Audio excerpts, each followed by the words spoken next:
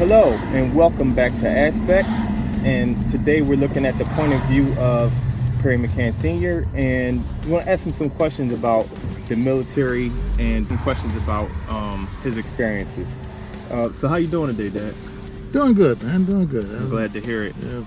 So the first thing I want people to understand is that you jumped out of some helicopters or airplanes. Is that correct? Helicopters, airplanes, jets,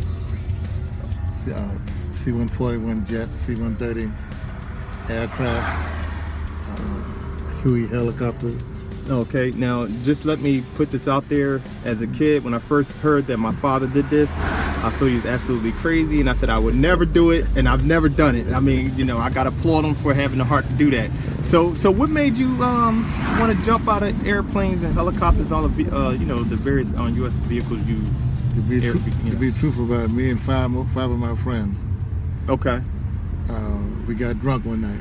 I mean, really messed up, and we came through, but it was had a school opening for people to go to Fort Benning, Georgia. Okay. For jump school. And we look up in the air, we saw these guys coming down. We said, man, that looks something neat there. We didn't know what we were looking at. So we went on and signed up. So we went back to our post, and about 5 months later, they called us up and says that you're going to Fort Benning, Georgia for jump school. Wow. So we looked at that. Jump school? What the devil is that? what is jump school? I had no clue. No, I sure didn't. So they come and they brought our papers and everything down and everything signed. We had signed it and filled them out. So man, next thing I know, we're on this, because I was in Fort Bragg, North Carolina. Okay. And so we left out of Fort Bragg on the bus, man. Ended up in Fort Benning, Georgia. No idea of what we was getting ready to do. Didn't know what to expect or anything like that. Didn't know what to expect. We got the bus pull up there, and these guys came up there. Looked like it's about to be about 25 or 30 of them. Okay. They had muscle in their eyebrows. They were some tough guys, man. Wow. Those guys came in and told us and started calling us all kind of names. Get off of my bus. Get off of my bus, you so get off my bus, man. We looking at what the world goes. God, what you looking at? Snatch you up on through your. Get off of my bus. Man, so we got out there, man. Got our bags and said, you don't know it hit you in your chest and knocked you to the ground. I said, oh my goodness. I said, you are now in Fort Benning, Georgia, school for paratroopers. And you still know. Then they started coming back to me. Some guy was coming down there, man. Man, we started looking at each other. Wow. And man, let me tell you something. From then on, they'll get you up in the morning. About what time? 5 o'clock. Okay. I mean, not to say, wake up, y'all. It's time to get up. Get up out of my bed. You no good so-and-sos. Get out of my bed. Man, I mean, they were hollering. And you jump up, man, and you too slow, they'll snatch you up by your arms and drag you. Boy, let me tell you something. It was rough. And the one thing about being a paratrooper, while you're in school, you don't walk nowhere. Okay. And they had us so psyched up until we didn't know that they had microphones placed on buildings all around the training area. Okay. And you thought them jokers was everywhere. You be walking, look around. What are you looking around for? Run!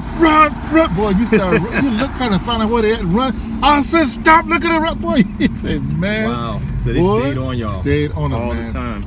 And little did I know that all that running we did, because we had first started, we had a 2-mile track, a 3-mile track, and a 5-mile track. Okay. And those tracks you had to run each morning. When you get up, that's before you ate anything. You get up, you had to run. Now this is not part of the training. This is just something to get you ready for the training. Ready for the training. Wow. And let me tell you something, all day long, up until lunch, you're moving, you're training, you're this and you're this and that. And at that time, I had never been on an airplane in my life. Wow. I didn't know what it felt like, what they expected, nothing. So on the ground, they had what they call mark-up aircrafts. Okay. And you would go in the aircraft, and they show you how to sit down and where to sit at. And then they started telling you how to jump. First time I heard the word a PLF. PLF. They said, you're going to do a PLF before you leave this school. PLF is get it right there, perfect landing fall. Okay. I'm going to make you do push-ups until I get tired. Yeah. So we went on, and so they introduced us to how to jump and land. Okay. And that's when I learned that when you jump out, and I don't care what distance you jump to, when you get to the ground, if you prepare yourself, you will not break not one bone. That's amazing. I have no clue. I think if you jump off anything like more than about 5, 10 feet, 15, 20 feet, you're done. Something's gonna break. They will take, like when they will tell us, like when you jump and you jump out, first of all, you look up and when you're on the tree line, and the tree line is about 50 feet from the ground. And they started teaching us they had a 2-foot platform, a 4-foot platform, and a 6-foot platform.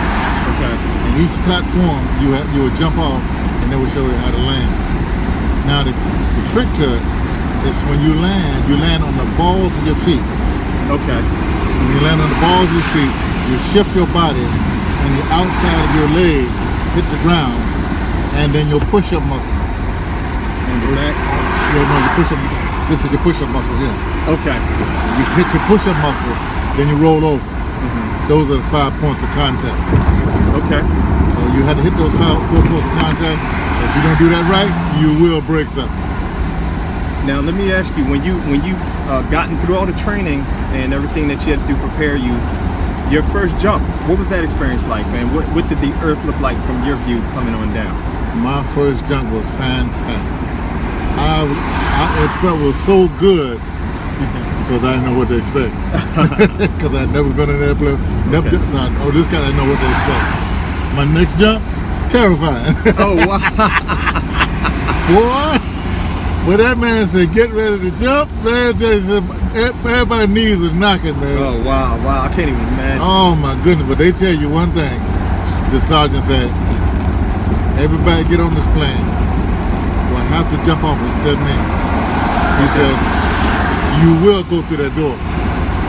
Willingly or unwillingly. Oh wow, you didn't have an option. But you're getting off my airplane. You couldn't back out of it. No, ain't no backing out. Woo. Oh man, Let me tell you can't something. imagine that.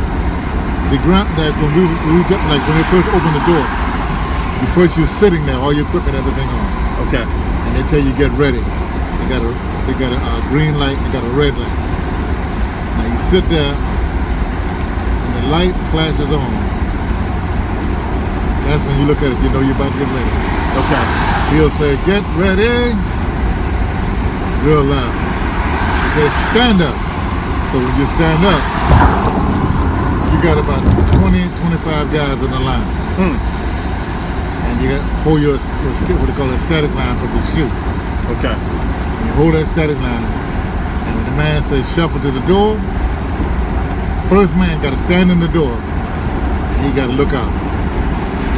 When he hit that man, he said go. The next man got to be ready. Not ready. He got to be out the door. Okay. Go. So they go just like that. Sequence right after one another. Right after one another. A straight line. Okay. And when you stop, here come that big boot. Whap! Whoa! So they'll kick you right off. Kick you right on off of that. Man. But after my second and third jump, I wasn't too bad. Okay. It wasn't too bad. I started getting used to it. So you had to do.